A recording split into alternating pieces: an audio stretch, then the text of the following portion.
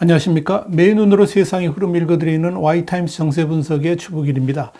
북한이 지난 5일 극초음속 미사일을 시험 발사해서 700km 표적에 명중했다. 이걸 확인했습니다. 6일 북한 조선노동당 기관지인 노동신문은 국방과학원은 1월 5일 극초음속 미사일 시험 발사를 진행했다. 그러면서 당 중앙위원회 군수공업부와 국방과학부문의 해당 지도간부들이 참관했다라고 보도를 했습니다. 또 극초음속 미사일 부분에서 연이은 시험 성공은 당 8차 대회가 제시했던 이 국가전략무력 현대화 과업을 다그치고 5개년 계획 전략무기 부문 최우선 5대 과업 중 가장 중요한 핵심 과업을 완수한다는 전략적 의의를 가진다라고 썼습니다. 그러면서 당 중앙은 시험 발사 결과에 커다란 만족을 표시하며 해당 국방과학연구 부문에 열렬한 축하를 보내었다라고 전했습니다. 여기서 당 중앙이라는 것은 김정은을 지칭하는 것으로 보입니다. 노동신문에 이어서 미사일은 발사 후 분리되어 극초음속 활공 비행 전투부의 비행 구간에서 초기 발사 방위각으로부터 목표 방위가로 120km를 측면 기동하여 700km에 설정된 표적을 오차없이 명중하였다라고 전했습니다. 이날 시험 발사에는 중앙위원회 군수공업부와 국방과학부문의 지도 간부들이 참관했지만 김정은은 불참한 것으로 보입니다. 북한은 지난해 9월 28일에도 신형 극초음속 미사일 화성 8형 시험 발사를 진행한 바 있죠. 극초음속 미사일은 기존 요격 체계를 무력화할 수 있는 게임 체인저로 평가되기도 하는 무기이기도 합니다. 김정은은 지난해 12월 27일부터 31일까지 열렸던 제8기 4차 전원회의에서 날로 불안정해지고 있는 조선반도의 군사적 환경, 그리고 국제 정세의 흐름은 국가 방위력 강화를 잠시도 늦춤 없이 더욱 힘있게 추진할 것을 요구하고 있다. 이렇게 말한 바 있죠. 한마디로 대외 협상력 고도화를 위한 첨단 전략무기 개발 과업 지속을 제시한 겁니다. 그간 북한은 전략무기 개발 등에서 이 국방계획을 위한 정상 행보이자 또 자위권 행사라는 취지 입장을 보여왔습니다.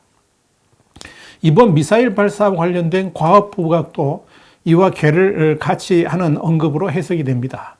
자, 그렇다면 이번 북한 미사일의 발사가 어떤 의미를 던져주는지 살펴보겠습니다. 일단 미사일 발사의 성공 여부를 차치하고서라도 북한의 이번 무력 시위는 한마디로 북한이 미국과의 비핵화 협상이 임할 뜻이 전혀 없다는 것을 의미한다. 이렇게 볼 수 있을 겁니다.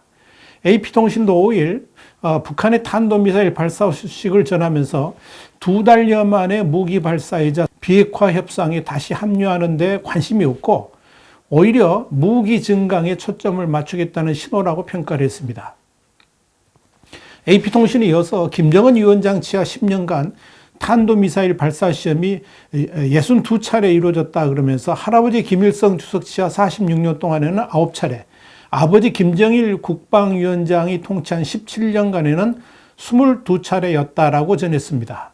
AFP통신도 북한이 대북 적대시 정책을 문제 삼아서 미국의 협상 제의를 거부해왔고 김정은 위원장이 최근 노동당 전원회의 때 미국을 전혀 언급하지 않은 와중에 탄도미사일 발사가 이루어진 점에 주목했습니다. AF통신에 이어서 신범철 한국국가전략연구원 외교안보센터장의 견해를 인용해가지고 북한은 미국에 우리는 바뀌지 않을 것이고 미국이 항복해야 된다는 메시지를 보내는 것이다. 이렇게 전했습니다. 자, 그런데 말입니다. 이 북한의 미사일 발사에 대해서 제일 당혹감에 빠진 나라는 바로 중국입니다. 사실상 북한의 도발이라고 할 수 있는 미사일 발사가 가져올 후폭풍 때문에 그렇습니다. 중국이 제일 민감하게 보는 대목은 뭐냐면 이번 미사일 발사가 이 베이징 동계올림픽 개막을 불과 한 달 앞두고 벌어졌다는 점입니다. 그래서 북한이 미사일 도발을 하자마자 중국 외교부는 곧바로 한반도 문제는 정치적 해결에 주력해야 된다라고 주문하고 나선 겁니다. 왕원빈 중국 외교부 대변인은 이날 정례 브리핑에서 현재의 형세 아래에서 유관 각국은 관계에 있는 각 나라는 큰 국면을 보며 언행을 신중히 하고 대화와 협상의 바른 방향을 견지해야 된다. 그러면서 이와 함께 한반도 문제의 정치적 해결 과정에 주력해야 된다라고 말했습니다. 그는 이어서 한반도 평화와 안정은 쉽게 오지 않으며 한층 더 귀하게 여길 가치가 있다라고 밝혔습니다. 중국 외교부의 이런 발언은 이 북한의 미사일 발사로 중국이 얼마나 곤혹스러운 입장인지 금방 드러나 보입니다. 한마디로 북한이 그렇게 미사일을 발사했다고 주변국들이 강경 대응하지 말고 말로 좀 해결해 가자라고 설득한 것이나 다름없기 때문에 그렇습니다. 이런 중국 외교부의 대응은 우선적으로 북한의 미사일 발사가 베이징 동계올림픽의 원만한 진행에 부담을 줘서는 안 된다는 것이고, 둘째는 북한 미사일 발사가 가져올 후폭풍을 우려하고 있기 때문에 이 주변국들이 민감하게 대응해서는 안 된다라고 강조를 한 거죠. 중요한 것은 북한의 미사일 시험 발사로 인해서 또다시 북한의 세계의 주요 관심사로 떠오르고 있다는 점입니다. 이건 중국 입장에서는 아주 심기가 불편한 상황입니다. 2022년은 특히 2월의 동계올림픽 이어서 가을에 20차 당대회를 앞두고 있죠. 결코 북한에서 중국을 상가시게 할 일들을 벌여서는 안 된다는 것이 중국의 판단입니다. 중국은 이와 관련해서 북한에게 협조를 분명히 구했지만 북한은 이를 무시하고 이번에 전격적으로 미사일을 또 발사하게 된 겁니다. 자, 여러분, 사실 북한의 김정은은 중국도 통제하지를 못한다 하는 것점은 이미 다 알려져 있습니다. 대외적으로는 북중 간에 상당히 밀착된 것 같이 보이지만 속내는 상당히 불편하다는 것, 이건 지금 펼쳐지는 북중 간의 외교 상황을 봐도 금방 알 수가 있습니다. 그 대표적인 예가 북한 주재 중국 대사와 관련된 사항입니다. 중국 외교부의 자오리젠 대변인은 지난 12월 23일 그동안 북한 주재 대사로 근무했던 류진진이 6년 9개월간의 근무를 마치고 중국으로 귀임하게 된다고 밝혔습니다. 그러면서 이 자오리젠 대변인은 이는 정상적인 인사교체라 그러면서 후임 인사와 관련해 현재 제공할 정보가 없다라고 잘난 말했습니다. 원래 류진진 대사의 임기는 지난해 3월까지였는데 그동안에 코로나 팬데믹 때문에 북중 간의 국경이 봉쇄되면서 발이 묶여왔었습니다. 그 후임으로 알려진 왕야진 전 대외연락부 부부장은 지난해 1월 대외연락부 부부장에서 물러났습니다마는 북한의 코로나19 봉쇄로 아직 부임하지를 못하고 있었습니다. 그런데 여기서 주목할 게 있는데요. 이 많은 류진진 대사 후임으로 왕야진 전 대외연락부 부부장을 사실상 내정해 두었음에도 불구하고 자오리젠 대변인이 후임 인사와 관련해서 현재 제공할 정보가 없다라고 말했다는 겁니다. 이건 류진진이 중국으로 돌아온다 할지라도 당분간 북한 주재 대사를 보내지 않을 수도 있다는 걸 뜻합니다. 혈맹이라고 말하는 북중 간에 이런 일이 벌어진다는 것 자체가 아주 이례적인 일입니다. 이건 한마디로 중국이 북한에 대해 대단히 불쾌한 일이 발생했다는 것이고 중국 지도부가 북한에 대해서 냉랭하게 대하고 있다는 것을 의미합니다. 중국 입장에서는 북한의 비핵화를 지지하지만 그렇다고 북한이 붕괴되는 것을 원하지는 않습니다.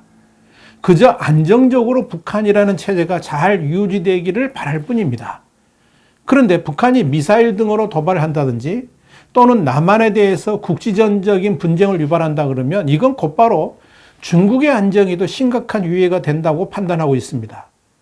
그래서 중국은 북한에게 절대 중국의 이익을 해칠 수 있는 도발을 하지 말아줄 것을 요청하고 있습니다. 특히 올해 같은 경우는 2월에 베이징 동계올림픽 또 가을에 시진핑 3년을 맡은 당대가 있기 때문에 북한은 절대 도발해서는 안 된다는 점을 분명히 강조했을 겁니다. 그러나 북한은 특히 북한의 김정은은 이를 무시했을 것으로 보입니다. 이번 5일의 미사일 도발만 하더라도 중국이 전혀 언질도 주지 않은 것으로 보입니다. 그래서 중국이 화들짝 놀라가지고 그런 성명을 발표한 겁니다. 이런 사실은 지금 북중 간에 미묘한 불협화음이 일어나고 있다는 걸 뜻합니다. 지난해 8월 워싱턴의 싱크탱크인 윌스 센터 내 의회 관계실은 북중 독특한 관계라는 제목의 메모를 냈습니다. 여기서 북한은 대외 무역의 80%를 차지하는 중국에 비교적 의존하고 있지만 중국과의 관계를 근본적으로 의심스러운 것으로 보고 있다라고 밝혔습니다. 이와 관련해 가지고 전 평양 주재 영국 대사를 지냈던 존 에버라드는 중국은 북한이 중국이 합당한 태도를 취할 때만 지원하겠다는 입장을 북한에 고지했다라고 단언했습니다. 그러니까 더 이상 순망치한의 관계가 아니라 거래 외교의 관계다 이렇게 본 겁니다. 북중 간 관계가 이렇게 흘러가는 데는 류 샤오밍 한반도 사무특별대표가 그 중심에 있습니다. 류 샤오밍은 특히 북한의 핵 개발에 대해서도 비판적이고요. 중국이 북한 핵 개발이나 미사일 발사를 통제할 수 없다 그러면서 중국 책임론을 부인하기도 했습니다. 류 샤오밍은 또한 북한의 외교 스타일에 대해서 상당히 비판적입니다. 이렇게 지금 북한은 류 샤오밍의 덫에 걸려 있고 그래서 북한에 대한 지원도 화끈하게 해주지 않고 있는 겁니다. 이런 북중 간의 현실이 이번 미사일 도발 사태로도 드러났다. 이렇게 볼 수 있을 겁니다. 와이타임 정세 분석이었습니다. 다음 주에 다시 뵙겠습니다. 감사합니다.